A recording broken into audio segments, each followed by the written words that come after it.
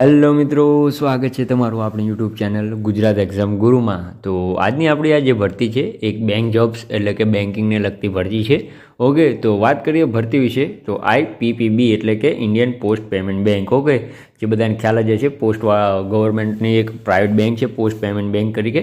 Okay, જેના દ્વારા 30,000 પગાર સાથે એક્ઝિક્યુટિવની સીધી ભરતી થવાની હોય છે। ઓકે, જ્યાં એક્ઝિક્યુટિવની જે ભરતી છે સર્કલ બેઝ રહેશે। ઓકે, તો એની અંદર મિનિમમ 30,000 રૂપિયાથી તો પગાર સ્ટાર્ટ થાય છે। ઓકે, એટલે ખૂબ જ સારી એવી નોકરી છે।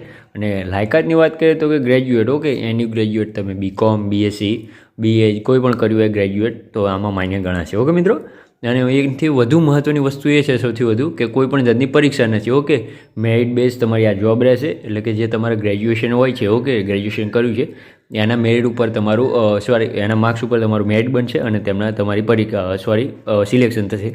કોઈ પણ જાતની એક્ઝામ આની અંદર છે નહીં મિત્રો। ઓકે, તો શું ક્વોલિફિકેશન છે, એજ ક્રાઇટેરિયા શું છે, ક્યાં સુધી ફોર્મ ભરી શકો છો, સંપૂર્ણ માહિતી આપણા વિડીયોમાં લઈ લેવાના છે।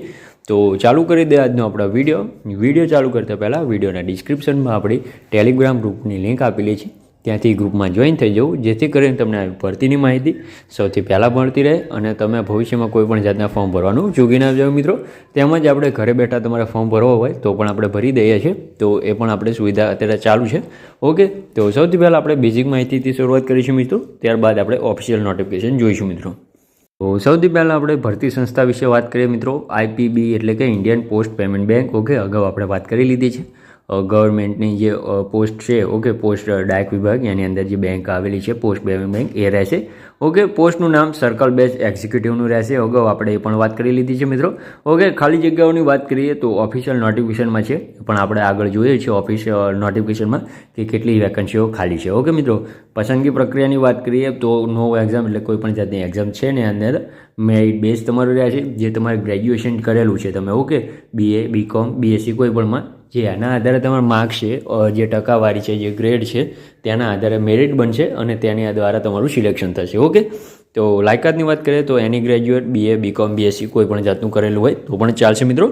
ઓકે, પગારની વાત કરીએ તો 30,000 રૂપિયા તમારો સ્ટાર્ટિંગ પગાર છે। ઓકે, સારી એવી વસ્તુ છે એની ગ્રેજ્યુએટમાં કોઈ પણ પરીક્ષા વગર અને એ પણ ગવર્મેન્ટ 30,000 પગાર સાથે। ઓકે, તો વય મર્યાદાની વાત કરીએ મિત્રો તો 21 થી 35 વર્ષ તમારી જે વય મર્યાદાની અંદર રહેશે। ઓકે, અને ગવર્મેન્ટ મુજબ છૂટછાટ જે મળવા છે ST OBC 5 અને જે 3 વર્ષની જે આપે છે, ઓકે, જે એજ રિલેક્સેશન એ તમને આની અંદર મળવાપાત્ર રહેશે। ઓકે, અરજી ફીની વાત કરી લે મિત્રો તો અરજી ફી જનરલ અને OBC માટે 500 રૂપિયા તમારી 750 રૂપિયા રહેશે અને અધર્સ જે ST SCBC જે છે એના માટે માત્ર 150 રૂપિયા તમારે અરજી ફી આપવાની રહેશે। ઓકે, પેમેન્ટ મોડની વાત કરીએ મિત્રો તો કે ઓનલાઈન કરવાના રહેશે, ક્રેડિટ કાર્ડથી કે નેટ બેન્કિંગથી કોઈ પણ વસ્તુથી તમે પેમેન્ટ કરી શકો છો અરજી ફીનું। ઓકે, તો ફોર્મ ભરવાના સ્ટાર્ટ ક્યારથી ચાલુ થાય છે તો કે 1 માર્ચ એટલે હાલમાં અત્યારે ફોર્મ ભરવાના ચાલુ જ છે મિત્રો। અને લાસ્ટ ડેટની વાત કરીએ તો 21 માર્ચ તમારે આના માટે લાસ્ટ ડેટ રહેશે। ઓકે મિત્રો, તો આની જે ઓફિશિયલ નોટિફિકેશન આપેલી છે એ આપણે ટેલિગ્રામ ગ્રુપમાં આપેલી છે।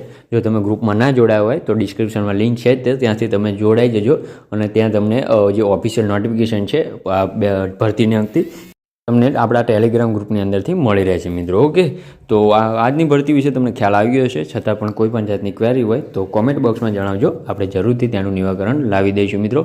તો મળીએ નવી ભરતી સાથે નવા વિડીયોમાં, ત્યાં સુધી જય હિન્દ, જય માતાજી, અને ઘરે બેઠા ફોર્મ ભરવું હોય તો પણ આપણો કોન્ટેક્ટ કરજો તો આપણે કરી દઈશું।